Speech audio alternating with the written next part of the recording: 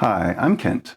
My kiln is just about full for its glaze firing. However, I think I have a little bit more room left. So let's test a new matte glaze.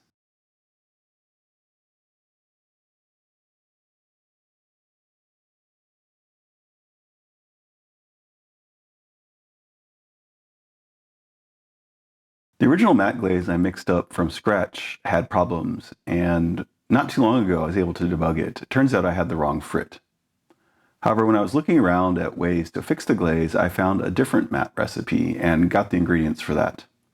So in this video, I want to try out that recipe and see how it compares to the original one I have. So here's the recipe I got off of Digital Fire, and this one's a very different recipe. The basic process is the same as the ones I've been doing, but the ingredients are very different. So far, I have only mixed up Old Forge Creations glaze from scratch, and he has the first 5 recipes, which all use the same first 5 ingredients. This one also has 5 different ingredients, but it is a different 5.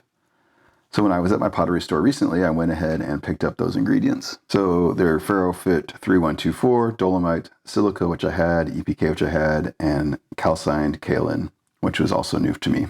So the first, second, and 5th ingredients were new ones for me. The other 2 I already had. It was actually when I was looking at this recipe and doing inventory to see what I needed to buy, I realized the problem I had with the frit. This recipe here calls for frit 3124, which I do happen to have. However, Joe's recipe with the first 5 calls for frit 3134, and that's where I got it off. So luckily I already have this frit, and if this matte glaze works out, I'll have a chance to go ahead and use it up, because otherwise right now I don't have any recipes that need it. I'm going to go ahead and do a test with this recipe. I'm not going to mix up a large batch because I don't know how it's going to behave. And in the instructions, which I'm not going to go over, it says that there's a variety of things you can do to make the glaze behave differently. There's an associated recipe that is glossy, and it says that you can mix the 2 together to change the matte sheen and durability. It also says that depends upon the colorant, you'll get a different matte effect. So I'm just going to use the base recipe here for now and add in some colorants and see how that works. We can then tune in the future if we need to. So I think I'm going to mix up a 200-gram batch. And there are decimal points in some of these numbers, so I think we're going to have to get pretty precise. So I have my high precision scale here, and we'll just dump all the ingredients into this cup. So the first ingredient is the frit, and again, 3124. So it says 17.4, so 17.4 times 2, that's going to be 34.8. 34.89, that's going to be close enough. Put that into here. Okay, next up is Dolomite. 4705. So silica, we need 53.8.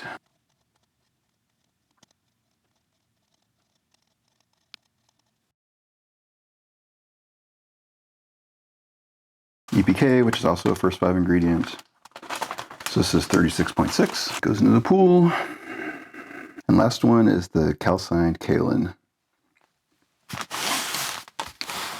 Set this one over here, so we need 27.8. This stuff is very light.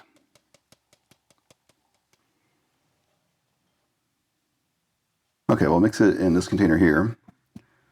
So we should have 200 grams by dry weight of these ingredients. So I went ahead and got 190 grams of water. We can add a little bit more if we need to. So first I'm going to take the rest that didn't fit.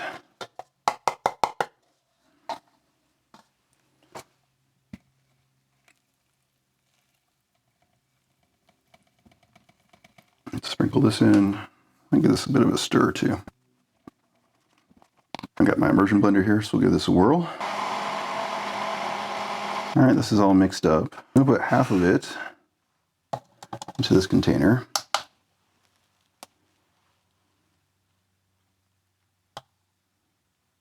All right, that's half accounting for the water. Now I want to add colorants. So I'm going to add Zircopax and Black Mason Stain respectively. So now I have a 100-gram batch in each of these. So I want to add 5% by dry weight of the Black Mason Stain. So that's 5 grams. Perfect, 5 grams. Now for the Zircopax, I want 10%, so that's 10 grams.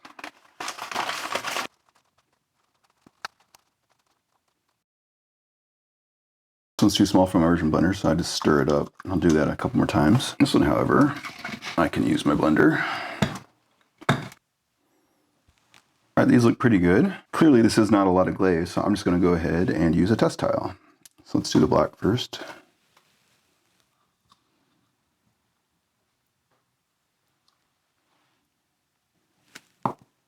And then I don't have a lot of volume here, but I think I can still dip it. Maybe at an angle. All right, there we go, one black, one white. And since I have this, I might as well go ahead and test a gray. So we'll go ahead and take this and dump it all together. And we can blend it up again. All right, so now this is 2.5% of the black mason stain and 5% of the Zercopax. And one last test tile.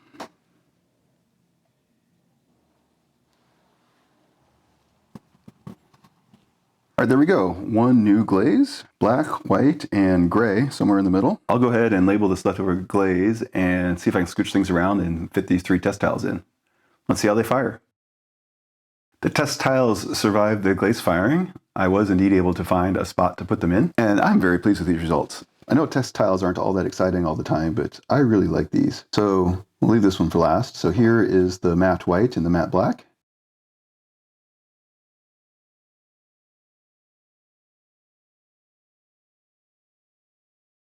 And they did exactly what they're supposed to do. This is a nice matte color, and the colorant is going all the way through. I think this one's got a few spots in it. I probably could have mixed it up a little bit better, but so it happens with these small amounts. And the gray in the middle I'm also really happy with as well. And that's a really cool shade of gray, and obviously I can vary the amounts to try and get a different shade somewhere in the middle. Or just the total opacifiers as I've done in the previous tests with my other glaze. So I like this glaze. I have had some problems with crawling with my other matte glaze. Here is a pot that is gray and obviously had a rough time with the glaze. It's very sensitive to thickness of glaze. At least with this small test, this seems better. And as I alluded to earlier on, there are a bunch of parameters I can play with this glaze based upon the instructions I gave. In particular, there's that glossy base that goes with this glaze that will change the amount of matte that shows up. So I suspect I will do a blend test on that one as well and try and understand the impact of that. And that will also give me a chance to use this glaze a little bit more and see if it's as sensitive to the thickness of application as my other matte glaze was. So in the end, I think maybe my accident with picking the wrong frit originally is going to be a good thing. It will have led me down to finding this new glaze, which to me so far I really like. If you have any questions or comments, let me know. Thanks.